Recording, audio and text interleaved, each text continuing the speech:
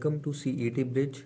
यहाँ पे हम आपको IMU CET 2026 की प्रिपरेशन करा रहे हैं और आज हमने मैट्रिक्स डे 4 करना है। जैसे कि आपने पिछले लेक्चर्स में देख ही लिया होगा, मैट्रिक्स के 3 लेक्चर्स मैं आपको होप कर रहा हूँ।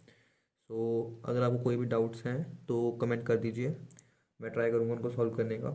सो आज हमारा कंसेप्चुअल लास्ट लेक्चर होगा और कल के लेक्चर में हम अपने क्वेश्चन डिस्कस करेंगे। बेसिकली आज हमारा एक ही टॉपिक बचा है और कुछ नोट पॉइंट हैं वो बचे हैं जिसको हम आज कवर करेंगे। सो जिसने अभी तक हमारे चैनल को सब्सक्राइब नहीं किया है वो सब्सक्राइब कर दे, लाइक कर दीजिए वीडियोस को और कमेंट कर दीजिए, जिसके लिए ही हम आगे आपको नया कंटेंट प्रोवाइड कर पाएंगे। अगर आपने हमारा यह कंटेंट कर लिया तो आप NDA लेवल के PYQs को बहुत ईजिली आप टैकल कर पाएंगे। IMCD तो कुछ भी नहीं होगा उसके सामने। NCERT से बहुत ऊपर लेवल के क्वेश्चंस कराएंगे और वो बस आपको लेक्चर देखने में पता चल जाएगा कि ये NCERT है कि क्या है। सो अभी हम मैट्रिक्स डे 4 में चल रहे हैं और अभी टॉपिक स्टार्ट कर रहे हैं अपना, जो कि बेसिकली हमारा क्या है, रिप्रेजेंटेशन है symmetric matrix and skew symmetric matrix की, जिसको हम इम्पॉर्टेंट पॉइंट में ही डालेंगे। सो इम्पॉर्टेंट पॉइंट की हेडिंग डालेंगे हम यहाँ पर, इम्पॉर्टेंट पॉइंट की हेडिंग डालेंगे। सपोज लेट करते हैं हम लोग for N E square matrix A, हम कोई भी स्क्वायर मैट्रिक्स ए लेट कर लेते हैं जिसमें हमने याद रखना है कि A प्लस ए ट्रांसपोज जो है वो हमारा सिमेट्रिक मैट्रिक्स है और A माइनस ए ट्रांसपोज जो है वो हमारा स्क्यू सिमेट्रिक मैट्रिक्स है। सो अगर हमें इसे symmetric and skew symmetric matrix की फॉर्म में ए मैट्रिक्स को रिप्रेजेंट करना है तो कैसे करेंगे? तो हम इसको रिप्रेजेंट करेंगे कैसे, A is equals to 1/2 A plus A transpose plus 1/2 A minus A transpose. हम ए मैट्रिक्स को इस फॉर्म में भी लिख सकते हैं और जहाँ पे मैंने आपको बताया है कि जो A प्लस ए ट्रांसपोज क्या है, सिमेट्रिक है, और A माइनस ए ट्रांसपोज क्या है, स्क्यू सिमेट्रिक मैट्रिक्स है। ये हमारा एक्सप्रेस्ड है, ये NCERT में बताया गया है, बस वही टॉपिक है यहाँ पे। और अगला जो दूसरा पॉइंट है हमारा, इसे हम पॉइंट नंबर 1 डालेंगे। पॉइंट नंबर 2 हम क्या करेंगे, पॉइंट नंबर 2 आता है हमारा, बेसिकली ये थोड़ी हाई लेवल मैट्रिसेस आती हैं जो कभी कभार PYQ से पूछ ली जाती हैं, मीन्स कई बार ये डायरेक्ट पूछ ली जाती हैं MCQs में कि हर्मिशियन मैट्रिक्स क्या होती है, हर्मिशियन मैट्रिक्स क्या होती है, स्क्यू हर्मिशियन मैट्रिक्स क्या होती है और यूनिटरी मैट्रिक्स क्या होती है। तो हर्मिशियन मैट्रिक्स क्या होती है आपको बस यही याद रखना है। कोई भी मैट्रिक्स को हम हर्मिशियन मैट्रिक्स तब कहेंगे जब ए मैट्रिक्स जो हमारे ए कंजुगेट के ट्रांसपोज के इक्वल होगी। मींस ए कंजुगेट क्या होता है, कंजुगेट का आपको अभी मेरे ख्याल से अगर आपने अपनी 11th क्लास अच्छे से पढ़ी होगी, वहाँ पे एक चैप्टर था कॉम्प्लेक्स नंबर नाम का जिसमें कंजुगेट का नाम दिया गया था। आपको कंजुगेट बता रहा हूँ यहाँ पे। मींस अगर आपके पास कोई भी complex number means A plus iota B है तो इसका जो कंजुगेट होगा वो A माइनस आयोटा बी होगा। मींस इमेजिनरी पार्ट वाले का हमने साइन चेंज कर देना है, वो हमारा कंजुगेट होगा। So A is equals to A conjugate के ट्रांसपोज के बराबर जो हमारी मैट्रिक्स होगी उसे हम हर्मिशियन मैट्रिक्स कहेंगे। थर्ड इंपॉर्टेंट पॉइंट क्या कहेंगे हम, skew Hermitian matrix. Skew Hermitian matrix कौन सी मैट्रिक्स होती है, ये हमारी वो मैट्रिक्स होती है जो हमारी माइनस ए कंजुगेट के ट्रांसपोज के बराबर होती है। सो इस टाइप से हमारी Hermitian and skew Hermitian matrix define होती है। बस फ़र्क क्या है स्क्यू हर्मिशियन में कि जहाँ पे नेगेटिव का साइन डिनोट होगा और हर्मिशियन में मैट्रिक्स पॉजिटिव में रहेगी। और सिमिलरली जो फोर्थ वाली होगी हमारी यूनिटरी मैट्रिक्स, यूनिटरी मैट्रिक्स ये क्या होती है हमारी, ये हमारी वो मैट्रिक्स होती है जिसका हमारा कंजुगेट का ट्रांसपोज हमारे A इनवर्स के बराबर होता है। आपको ये कुछ डायरेक्ट रिजल्ट्स याद रखने हैं, जैसे कि सिमेट्रिक मैट्रिक्स क्या होती है, स्क्यू सिमेट्रिक मैट्रिक्स क्या होती है, ऑर्थोगोनल मैट्रिक्स क्या होती है, हर्मिशियन मैट्रिक्स कौन सी होती है, स्क्यू हर्मिशियन मैट्रिक्स कौन सी होती है और यूनिटरी मैट्रिक्स कौन सी होती है। ये सारी मैट्रिसेस मैंने आपको बता दी हैं लेक्चर्स के अंदर और यहाँ पे आपका बेसिक जो मैट्रिक्स का कंसेप्ट होता है वो यहाँ पे ख़त्म होता है। और यहीं से हम अभी अपनी लीनियर इक्वेशंस को सॉल्व करना सीखेंगे कि अगर मैट्रिक्स में हमें इक्वेशंस दी गई हों तो उसे हम कैसे सॉल्व करेंगे और वैल्यूज़ कैसे निकालेंगे अपने एक्स वाई जेड या कोई भी वेरिएबल्स यहाँ पे जो हमें गिवन होंगे। सो जो हमारी लीनियर इक्वेशंस, यहाँ पे हेडिंग डालेंगे हम लोग लीनियर इक्वेशंस। जो हमारी लीनियर इक्वेशंस होती हैं इसे हम बेसिकली गॉस जॉर्डन मेथड से सॉल्व करेंगे। लाइक हमारे पास कोई तीन इक्वेशंस दी है, like a1x plus b1y plus c1z equals to d1। Second equation जो है हमारी वो है a2x plus b2y plus c2z equals to d2। और थर्ड इक्वेशन गिवन है a3x plus b3y plus c3z equals to d3। तो अब हम इस इक्वेशंस में हमें बोल दिया जाए कि x, y एंड z की क्या वैल्यूज़ होंगी वो निकालिए। तो हम यहाँ पे कैसे निकालेंगे? तो आपको हमेशा याद रखनी है, आपको कभी भी चाहे दो इक्वेशंस गिवन हो चाहे तीन इक्वेशंस गिवन हो, आपको कैसे निकालनी है वैल्यूज़। आपको ऐसे सबसे पहले तो एक मैट्रिक्स बनानी है। क्या? ये आपको वेरिएबल्स के साथ के जो कोफिशिएंट्स हैं वो आपको लिखने हैं। लाइक x के साथ का पहला कोफिशिएंट क्या है a1, y के साथ का कोफिशिएंट क्या है v1, z के साथ का कोफिशिएंट क्या है c1, x के साथ का कोफिशिएंट क्या है a2, y के साथ का कोफिशिएंट क्या है b2, z के साथ का कोफिशिएंट क्या है c2, x के साथ का कोफिशिएंट क्या है a3, y के साथ का कोफिशिएंट क्या है b3 एंड z के साथ का कोफिशिएंट क्या है c3। एंड सेकंड आपको लिखना है यहाँ पर किसके साथ मल्टीप्लाई करना है x, y and z equal to, आपको इसका भी मैट्रिक्स फॉर्म कर देना है यहाँ पर d1, d2 एंड d3। सो इस मैट्रिक्स को आप a मान लीजिए, इस मैट्रिक्स को आप x मान लीजिए, इस मैट्रिक्स को b मान लीजिए। तो इस मैट्रिक्स को हमें फॉर्म करना है, फाइंड करना है। तो हमारी जो x मैट्रिक्स होगी वो किसके बराबर होगी? a इनवर्स b के। आपकी ये कुछ इस टाइप से सॉल्व होंगे क्वेश्चंस। आपको ये रिजल्ट याद रखना है कैसे निकालना है। ए इनवर्स क्या है? इस मैट्रिक्स का इनवर्स निकालेंगे, जैसे मैंने आपको कल सिखाया था कैसे निकालते हैं, एडजॉइंट अपॉन डिटर्मिनेंट। उस मेथड से हम इसका रिजल्ट निकालेंगे और बी से जब उसे मल्टीप्लाई करेंगे तो हमारा क्या निकल जाएगा? लीनियर इक्वेशन सॉल्व हो जाएगी। ठीक है, तो अभी मैं आपको एक एग्जाम्पल कराता हूँ इसी लीनियर इक्वेशन की, कैसे लीनियर इक्वेशन सॉल्व करेंगे। तो चलिए एग्जाम्पल की तरफ बढ़ते हैं। सो यहाँ पे आप क्वेश्चन देख सकते हैं कि मैंने क्वेश्चन लिख दिया है, like solve the equations x plus y plus z equals to 6, x minus y plus z equals to 2 and 2x plus y minus z equals to 1। तो इस क्वेश्चन को कैसे सॉल्व करेंगे? तो इस क्वेश्चन को सॉल्व करने का तरीका क्या है? जैसे मैंने आपको लिखाया था, सबसे पहले तो तीन इक्वेशंस लिख दीजिए आप, x plus y plus z equals to 6, x minus y plus z equals to 2 and क्या 2x plus y minus z equals to 1। So मैंने आपको बताया था क्या, मैट्रिक्स फॉर्म कर लीजिए। सो मैट्रिक्स फॉर्म करता हूँ मैं साइड पे पेज के लिए, ताकि आप इजीली एक पेज पे देख सकते हैं। सो पहले का क्या है, x का कोफिशिएंट यहाँ पे 1 है, प्लस का 1, y का कोफिशिएंट कहाँ पे क्या है, प्लस का 1, z का कोफिशिएंट क्या है, प्लस का 1, यहाँ पे x का कोफिशिएंट क्या है, प्लस का 1, यहाँ पे y का कोफिशिएंट क्या है, माइनस का 1, और यहाँ पे z का कोफिशिएंट क्या है, 1 प्लस का, यहाँ पे x का कोफिशिएंट क्या है 2, यहाँ पे y का कोफिशिएंट क्या है 1, और यहाँ पे z का कोफिशिएंट क्या है -1। Multiply by x y z ऐसे, और यहाँ पे आपको इसका नंबर की मैट्रिक्स लिख देनी है 6, 2 एंड 1। तो हमारी क्या हो जाएगी, ये मैट्रिक्स हमारी a है, ये मैट्रिक्स x है और ये b है। x निकालनी है, मींस a इनवर्स b निकालना है हमें। तो a इनवर्स मैंने आपको बताया था कैसे निकालते हैं, a inverse equals to adjoint of a upon determinant of a। तो सबसे पहले आपको मैं एडजॉइंट निकाल के बताता हूँ। यहाँ पे मैंने आपको कल सिखाया था कि किसी भी मैट्रिक्स का एडजॉइंट कैसे निकालते हैं 3x3 टाइप में। सो अभी मैं एडजॉइंट निकालने जा रहा हूँ, एडजॉइंट ऑफ a। इस मैट्रिक्स का एडजॉइंट निकालूंगा तो मैंने आपको बताया था पहले मिडिल एलिमेंट को पकड़ना है, -1 1 1 -1, then 1 -1 1 1, then 1 2 1 and 1, then -1 1 1 and -1। इसको आपस में आपको सॉल्व करना है इन सभी को।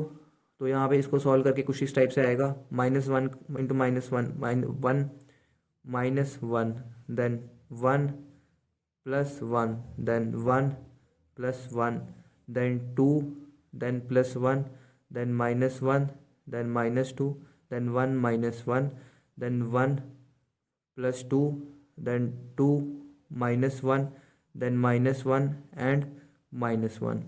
तो ये हमारा जो एडजॉइंट आएगा उसकी वैल्यू क्या आएगी? आएगी 0, 2, 2, 3, -3, 0, 3, 1 एंड -2। हमारा एडजॉइंट की वैल्यू यहाँ पे आएगी इस टाइप से 0, 2, 2, 3, -3, 0, 3, 1, -2। ये हमारा एडजॉइंट आ गया, एडजॉइंट ऑफ ए। ये हमारा आ गया एडजॉइंट ऑफ ए। अभी डिटर्मिनेंट की वैल्यू निकालेंगे। सो अभी डिटर्मिनेंट निकालते हैं। मैंने आपको आई मीन सेकंड लेक्चर में शायद सिखाया था कि डिटर्मिनेंट कैसे निकालते हैं 3x3 का। सो अभी डिटर्मिनेंट निकालूंगा मैं मैट्रिक्स ए का 3x3 टाइप में।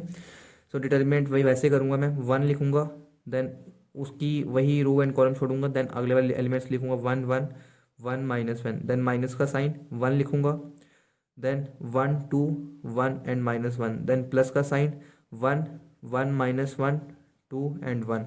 इसको सॉल्व करूंगा, क्या आएगा? 1, -1 रखा, -1, -2 +1, 1 +2, then this comes to be 0, then this come to be -3 and this come to be 3, this is 3 + 3, this is 6, determinant comes to be 6. So now we are going to solve this equation which is x is equals to a inverse of b.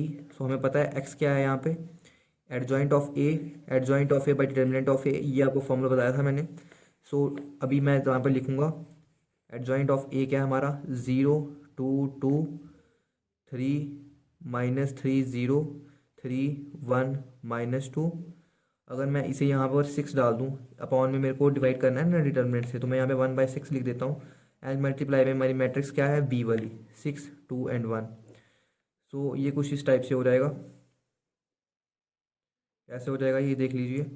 अगर मैं 1/6 को, आपको मैंने scalar multiplication सिखाई थी कि कोई भी नंबर को मल्टीप्लाई करना तो कैसे करेंगे, तो हर एलिमेंट के साथ उसको मल्टीप्लाई करना पड़ेगा। तो वैसे 1/6 है, तो 1/6 को हम 0 के साथ करेंगे तो 0 आएगा, 1/6 को 2 के साथ करेंगे तो 1/3 आएगा, 1/3 आएगा, यहाँ पे 1/2 आएगा, यहाँ पे -1/2 आएगा, यहाँ पे 0 आएगा, यहाँ पे 1/2 आएगा, यहाँ पे 1/6 आएगा, यहाँ 1/3 आएगा। और इसे हम यहाँ पे मल्टीप्लाई करेंगे 6, 2 एंड 1 के साथ। और यहाँ पे मैं आपको सबसे पहले ऑर्डर चेक करेंगे क्या कि यहाँ पे मल्टीप्लिकेशन पॉसिबल है कि नहीं है। मैंने आपको बताया था किसी भी दो मैट्रिक्स का मल्टीप्लिकेशन तभी पॉसिबल होगा जब हमारी पहली मैट्रिक्स के नंबर ऑफ कॉलम्स दूसरी मैट्रिक्स के नंबर ऑफ रोज के बराबर होंगे। मींस इसके अगर नंबर ऑफ कॉलम्स हमारे 3 हैं तो इसकी नंबर ऑफ रोज भी 3 होनी चाहिए। मींस अगर इसका 3x3 ऑर्डर है तो इसका ऑर्डर हमारा कितना होगा? 3x1। तो यहाँ पे ये हमारे मल्टीप्लिकेशन पॉसिबल है। और जो हमारी रिजल्टेंट मैट्रिक्स आएगी, रिजल्टेंट का जो ऑर्डर होगा वो हमारा क्या होगा? 3x1। मीन्स 3x1 3 रोज होंगी और एक कॉलम होगा। तो हम इसको हमारा मल्टीप्लाई करेंगे। मल्टीप्लिकेशन मैंने आपको पहले लेक्चर में सिखा दी थी कि कैसे कैसे मल्टीप्लाई करते हैं, वैसे ही मल्टीप्लाई करते आपको सॉल्व करना है। और इसका जो आंसर आएगा वो आएगा हमारा 1, 2 एंड 3। मीन्स जो हमारा x की वैल्यू है वो 1 आई है, y की वैल्यू हमारी 2 आई है और z की वैल्यू हमारी 3 आई है। ऐसे करके ही आपको इक्वेशन सॉल्व करनी है। यहाँ पे तो थोड़ी कॉम्प्लिकेटेड इक्वेशन दे दी थी मैंने, थोड़ी लंबा चला गया, बट एग्जाम में आपको बिल्कुल सिंपल इक्वेशन मिलेगी। और क्या पता आपको मीन्स 2 इक्वेशन दे दी जाए, जैसे यहाँ पे 2, अगर सपोज करो 2 इक्वेशन दी होती तो आपको इसको हाइड करना है और थर्ड रो को आपने हाइड कर दिया। सिंपल ऐसे मैट्रिक्स बनेगी आपकी, जैसे 2 कॉलम्स की, और इसको भी हाइड कर दीजिए। देखिए तो 2 की बनेगी और यहाँ पे भी xy बनेगा और 2 आपकी बनेंगे यहाँ पे। तो सिंपल आपको वैसे ही करना है। ए इनवर्स एडजॉइंट निकालना है। एडजॉइंट मैंने आपको 2x2 का बताया है, सिंपल वही मेथड लगेगा जैसे मैंने आपको यहाँ बताया है। सो अभी हम अपने अगले मतलब कि अगले टॉपिक पे मूव करेंगे। सो हमारा कुछ अगला टॉपिक इस टाइप का है। सो जो हमारा अभी अगला टॉपिक है वो है system of equations. System of equations, तो सिस्टम ऑफ इक्वेशंस, सो ये सिस्टम ऑफ इक्वेशंस आपने 12th क्लास में भी सुना ही है कि सिस्टम ऑफ इक्वेशंस क्या होता है। और यहाँ पे मैं आपको डिफरेंट क्या बताने जाऊँगा। डिफरेंट यहाँ पे कुछ नहीं बताऊँगा आपको, मैं वही बताऊँगा जो आपने क्लास 12th में पढ़ा था, क्योंकि डिफरेंट है ही नहीं तो यहाँ से कुछ भी हो। सो अभी सिस्टम ऑफ इक्वेशंस कराऊँगा मैं आपको। तो सिस्टम ऑफ इक्वेशन हमारा 2 टाइप का होता है। एक सिस्टम होता है हमारा कंसिस्टेंट एंड एक सिस्टम होता है हमारा इनकंसिस्टेंट। कंसिस्टेंट। कंसिस्टेंट सिस्टम की हमारे दो टाइप्स होती हैं, एक होती है हमारी यूनिक सॉल्यूशन एंड दूसरी होती है इनफाइनाइट सॉल्यूशन। यूनिक सॉल्यूशन को हम लोग नॉन सिंगुलर और इन्वर्टिबल भी कहेंगे कभी कभार, एंड इनफाइनाइट सॉल्यूशन को हम लोग ट्रिवियल सॉल्यूशन भी कहेंगे। क्वेश्चन में कभी कभार आपको ट्रिवियल सॉल्यूशन दिख जाएगा। और इनकंसिस्टेंट की आपकी टाइप होती है किसमें, नो सॉल्यूशन की, और इसे आप नॉन ट्रिवियल सॉल्यूशन भी कहेंगे। अभी आप कहेंगे ये यूनिक क्या है, इनफाइनाइट क्या है, कंसिस्टेंट क्या है, इनकंसिस्टेंट क्या है। आपको हमेशा याद रखना है यूनिक सॉल्यूशन क्या होता है, मींस कोई भी इक्वेशन का बस एक ही सॉल्यूशन होगा। एंड आपके इनफाइनाइट सॉल्यूशन क्या होगा कि हमारे इक्वेशन के बहुत सारी मतलब अनगिनत वैल्यूज़ आएंगी हमारी एक्स वाई जेड की। और इनकंसिस्टेंट में हमारा होता है बस एक केस ट्रिवियल सोल्यूशन का, जो नॉन ट्रिवियल सोल्यूशन का, जिसमें मतलब नो सोल्यूशन, मतलब हमारे एक्स वाई जेड की कोई वैल्यू ही नहीं है। अभी वो कैसे चेक करेंगे, तो आपको यहाँ पे कंडीशंस याद रखनी है। अगर determinant of A not equals to zero आए तो वो हमारा यूनिक सोल्यूशन होगा, और अगर हमारा determinant of A equals to zero आए और determinant of A equals to zero, यहाँ पे ये दो कंडीशन सेम रहेगी। डिफरेंट कंडीशन, इन दोनों को डिफरेंट क्या करता है, इनको डिफरेंट करता है ये दूसरी condition, adjoint of A into B. अगर यहाँ पे ज़ीरो आ जाए तो वो इनफाइनाइट सोल्यूशन होगा, और यहाँ पे अगर adjoint of A into B not equals to zero आए तो वो नो सोल्यूशन की कंडीशन होगी। तो जैसे मैंने आपको पहले क्वेश्चन में कराया था, पहले क्वेश्चन में आप चेक कर सकते हैं क्या, पहले क्वेश्चन में आप चेक कर सकते हैं, जैसे मैंने आपको पहले जो इक्वेशन दी थी, क्या एग्जांपल देता हूँ आपको यहाँ पे, x plus y plus z equals to 6 दिया जैसे, so x minus y plus z आपके पास 2 था, and 2x plus y minus z equals to 1 था। यहाँ पे जो आपकी ए मैट्रिक्स मैंने बनाई थी वो क्या बनाई थी, 1 1 1 1 माइनस 1 1 2 1 एंड माइनस 1। यहाँ पे जो आपका डिटर्मिनेंट की वैल्यू थी वो हमारी 6 आई थी, डिटर्मिनेंट की वैल्यू 6 आई थी। सो मीन्स यहाँ पे हमारी डिटर्मिनेंट की value not equals to zero, तो ये नॉट इक्वल्स टू ज़ीरो आई मीन्स यूनिक सोल्यूशन की कंडीशन है। Unique solution means x y z की हमारी एक एक वैल्यूज़ ही होंगी, एक एक वैल्यूज़ ही होंगी। और अगर आपको देखना है, अगर सबसे पहले इनफाइनाइट सोल्यूशन है, कहीं क्वेश्चन में बताया पूछा गया है कि इक्वेशंस के हमारे इनफाइनाइट सोल्यूशन होंगे, नो सोल्यूशन होंगे या यूनिक सोल्यूशन होंगे, सबसे पहला स्टेप आपका रहेगा कि डिटर्मिनेंट फाइंड करो, और दूसरा स्टेप रहेगा कि आपको चेक करना है कि डिटर्मिनेंट हमारा जीरो आ रहा है कि नहीं आ रहा। अगर नहीं आ रहा है तो सीधा सीधा वहाँ पे यूनिक सोल्यूशन लिख दो। अगर डिटर्मिनेंट जीरो आ रहा है तो चेक करो कि वो किस कंडीशन का केस है, इनफाइनाइट का केस है कि नो सोल्यूशन का केस है। तो इनफाइनाइट के केस के लिए आपको एडजॉइंट ए निकालना पड़ेगा, इंटू बी करना पड़ेगा। अगर वो जीरो के बराबर आता है या नल मैट्रिक्स के बराबर आता है तो वो होगा हमारा इनफाइनाइट सोल्यूशन का केस, और अगर वो जीरो के बराबर नहीं आता है तो वो होगा हमारा नो सोल्यूशन का केस। कुछ इस टाइप से हमारा सिस्टम ऑफ इक्वेशन सॉल्व होगा। तो हाँ, मैं आपको एक अप्रोच बताऊंगा यहाँ पे। एक अप्रोच कुछ इस टाइप से होगी, कभी भी अगर आपको एक 3x3 की मैट्रिक्स दे दी जाए, आपको क्वेश्चंस के लिए याद रखनी है, 3x3 की कभी भी आपको मैट्रिक्स मिल जाए, लाइक AB 0 CD 0 0 0 1, ऐसे आपको कहीं पे मैट्रिक्स दिख जाए तो आपको क्या करना है, आपको इस चीज़ को इग्नोर कर देना है, लास्ट वाला, और एक 1 होना चाहिए एंड में, आपको इग्नोर कर देना है। आपको इसको 2x2 की तरह ही कंसीडर करना है। आप इसको ऐसे भी लिख सकते हैं 0 0 1 0 0 ABCD, ऐसे लिखा हो तो तब भी आप इसको ABCD 2x2 ही कंसीडर करेंगे। 3x3 करने की ज़रूरत नहीं है, ऐसे आपको लेंथी हो जाएगा। 3x3 करने की ज़रूरत नहीं है। सो कुछ इस टाइप से आपका यहाँ पे इस चैप्टर के मैक्सिमम सभी कंसेप्ट का आपको कवर कर दिए, कोई कंसेप्ट बचा नहीं है इस चैप्टर का, बिल्कुल डिटेल में जाके मैंने आपको पढ़ाया है। ऐसा आपको यूट्यूब पे क्या, मैं कह रहा हूँ कि जो आपको पेड बैच में मिलेगा ना, पेड बैच के जितना ही आपको मैंने कंटेंट यहाँ पे दिया है, मैंने खुद जो कंटेंट आपको पढ़ा रहा हूँ मैंने खुद पेड बैच से पढ़ा कहीं से, मेरे को खुद इस कंटेंट को मैंने बहुत प्रैक्टिस किया है। और मैं आपको बताऊंगा कि मैंने IMCT 2024 भी क्लियर करा था, एंड IMCT अभी 2025 जो दिया है वो मैंने एक अच्छे रैंक से क्लियर करा है। मेरा अंडर 3000 रैंक आया है इस पर ही। सो मैं आपको ये पढ़ा रहा हूँ एंड मैं यकीन करो कि आप बहुत ईजिली क्लियर कर जाओगे अगर आप लोगों ने ये पढ़ लिया। मेरे खुद के नोट्स हैं ये मेरे टीचर ने खुद बनाए थे मेरे। सो मैट्रिक्स आपका यहाँ पे कंप्लीट करता हूँ मैं। आई होप कि आपने अपने कंसेप्ट यहाँ पे सभी क्लियर कर दिए होंगे एंड मैं जानता हूँ कि इतने कंसेप्ट आपने पढ़े तो नहीं होंगे एनसीईआरटी में, बट ये कंसेप्ट पे अगर आपने कमांड बना ली तो मैं आपको 100% यकीन करता हूँ कि IMCT आप बहुत ईजिली क्लियर कर रहे और कोई अगर एनडीए की तैयारी कर रहा है अगर वो इस वीडियो को देख ले तो उसका एनडीए भी बहुत ईजिली क्लियर हो जाएगा। So thank you for watching this video and जिसने चैनल सब्सक्राइब नहीं किया वो सब्सक्राइब कर देना एंड कमेंट करना अगर आपको कोई भी इशू हो वीडियो के रिलेटेड या क्वेश्चन के रिलेटेड एंड कोई प्रॉब्लम हो डाउट हो उसे कमेंट बॉक्स में डाल दीजिएगा। मैं ट्राई करूँगा उसे सॉल्व करने के लिए। Thank you. Like share subscribe. Thank you.